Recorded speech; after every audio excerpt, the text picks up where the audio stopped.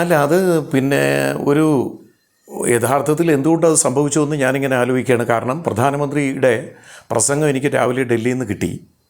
ആ കിട്ടിയ പ്രസംഗത്തിൽ അപ്പോൾ അദ്ദേഹം വേദിയിലേക്ക് വന്നപ്പോൾ അദ്ദേഹം ചില ഭാഗങ്ങൾ കൂട്ടിച്ചേർത്ത് പറയും എന്ന് അദ്ദേഹത്തിൻ്റെ സ്റ്റാഫ് SPG എന്നെ അറിയിച്ചു. ഞാനത് വളരെ ശ്രദ്ധിച്ചാണ് ട്രാൻസ്ലേറ്റ് ചെയ്തത്. ഒരുപാട് സ്ഥലങ്ങളിൽ അദ്ദേഹം സ്ക്രിപ്റ്റിൽ നിന്ന് വ്യത്യസ്തമായിട്ട് പറഞ്ഞു.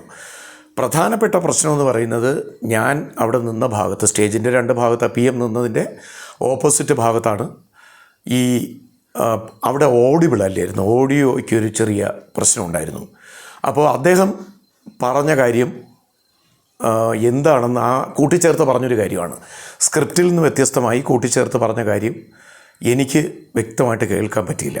അപ്പോൾ എൻ്റെ കയ്യിലിരുന്ന സ്ക്രിപ്റ്റായിരിക്കും അദ്ദേഹം പറഞ്ഞതെന്ന് പറഞ്ഞ് ഞാനത് ഫോളോ ചെയ്തു. ഞാനതൊന്ന് തിരുത്തി പറയാൻ ശ്രമിക്കുന്നതിനിടയിൽ അദ്ദേഹം ചിരിച്ച് അതിനൊരു അപ്പോൾ എല്ലാവരും ഒന്ന് ശ്രദ്ധിച്ചു. അത് കഴിഞ്ഞ് അദ്ദേഹം അടുത്ത ഭാഗം പ്രസംഗത്തിലേക്ക് പോയി. പിന്നെ വീണ്ടും ഞാൻ അതിനകത്ത് തിരുത്താൻ നിന്നില്ല. അല്ലെങ്കിൽ ഞാനൊരു തെറ്റിപ്പോയി എന്ന് പറഞ്ഞ് പിന്നെ കുഡ് നോട്ട് റീച്ച് എന്ന് അദ്ദേഹം പറയുന്നുണ്ട്, എത്താൻ പറ്റിയില്ലെന്ന് പറഞ്ഞു. എന്നിട്ട് അടുത്ത ഭാഗം പറയുന്നു, ഞാൻ പ്രസംഗം ട്രാൻസ്ലേറ്റ് ചെയ്യുന്നു. അതാണ് അതിനകത്ത് എനിക്ക് കേൾക്കാനുണ്ടായിരുന്ന ടെക്നിക്കലി പ്രശ്നമാണ്. അതുകൊണ്ടാണ് ഇത്തരത്തിലൊരു വിഷയം അതുമായിട്ട് അത് വെറുതെ എല്ലാം നമ്മുടെ കേരളത്തെ സംബന്ധിച്ച് എല്ലാം രാഷ്ട്രീയമാണല്ലോ. ഇത് സംസ്ഥാന സർക്കാരുമായിട്ട് എനിക്ക് യാതൊരു ബന്ധവുമില്ല. ഒരു കാലത്തും സംസ്ഥാന സർക്കാരിൻ്റെ ഒരു പഞ്ചായത്ത് മെമ്പർ പോലും ഞാനുമായിട്ട് ബന്ധപ്പെട്ടവരില്ല.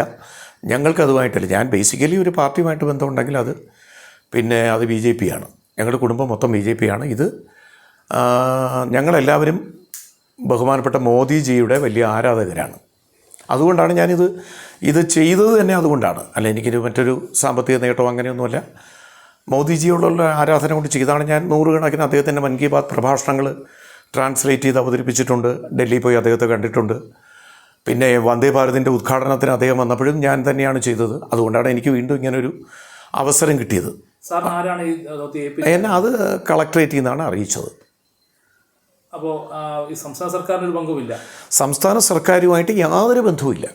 ആ തരത്തിൽ ഇതൊരു രാഷ്ട്രീയം, ഞാൻ മനസ്സിലാക്കുന്നത് ആ പറഞ്ഞ തെറ്റിയ ഭാഗം ഒരു രാഷ്ട്രീയ വിഷയമായതുകൊണ്ട് അദ്ദേഹം പ്രധാനമന്ത്രി ഒരു രാഷ്ട്രീയ വിഷയമായതുകൊണ്ട് പിന്നെ അത് അത്തരത്തിലൊരു ചർച്ചയായതാണ് എന്ന് ഞാൻ വിചാരിക്കുന്നു.